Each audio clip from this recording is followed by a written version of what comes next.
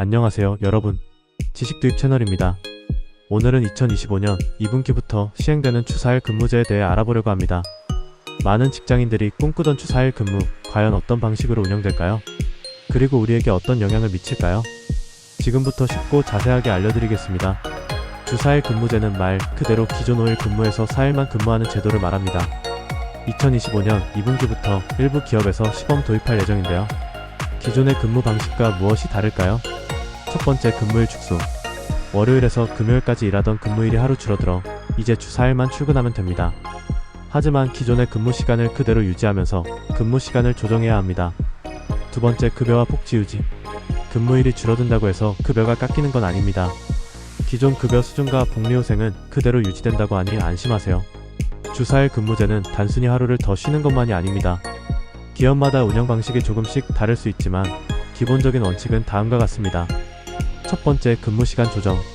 하루 8시간씩 5일 근무하던 기존 방식 대신 하루 10시간씩 4일 근무하는 방식이 유력합니다. 즉, 주당 근무시간 40시간은 유지되지만 하루 근무시간이 늘어나는 셈이죠. 두 번째, 업무 효율성 증대. 주 4일 근무제를 도입하는 기업들은 불필요한 회의를 줄이고 업무 프로세스를 간소화할 계획입니다. 즉, 근무일이 줄어든 만큼 업무 집중도를 높이는 것이 중요합니다. 세 번째, 선택적 근무제 가능성. 일부 기업에서는 팀별로 협의하여 근무일을 정하는 방식도 검토 중입니다. 예를 들어 A팀은 월목 근무하고 B팀은 화금 근무하는 식으로 탄력적으로 운영될 수 있습니다. 주 4일 근무제가 도입되면 어떤 변화가 있을까요? 가장 큰 기대 효과는 워크라이프 밸런스 향상입니다.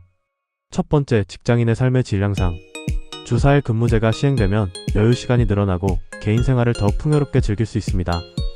취미활동, 자기개발, 가족과의 시간 등 보다 균형 잡힌 삶이 가능해집니다. 두 번째, 업무 집중도와 생산성 증가. 장시간 근무가 꼭 효율적인 것은 아닙니다. 오히려 짧은 시간에 집중해서 일하면 생산성이 올라간다는 연구 결과도 많습니다. 세 번째, 환경 보호효과.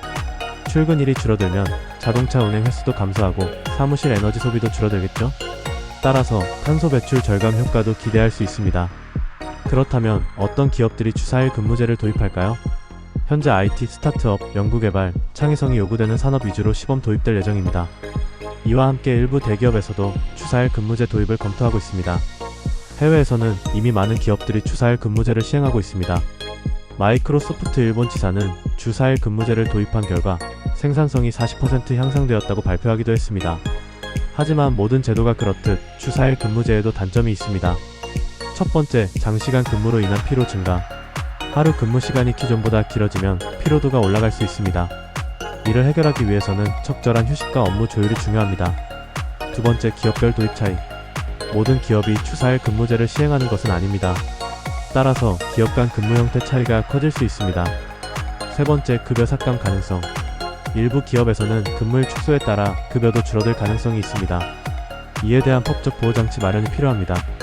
오늘은 2025년 2분기부터 시행될 주 4일 근무제에 대해 알아봤습니다. 이 제도가 도입되면 직장인들의 삶이 더욱 여유롭고 행복해질 수 있겠죠? 하지만 여전히 시행 초기 단계인 만큼 여러 문제점도 존재합니다. 앞으로 어떤 방식으로 정착될지 함께 지켜보도록 하겠습니다. 여러분은 주 4일 근무제에 대해 어떻게 생각하시나요? 영상이 도움이 되셨다면 좋아요와 구독, 알림 설정까지 꼭 부탁드립니다. 그럼 다음 영상에서 또 만나요.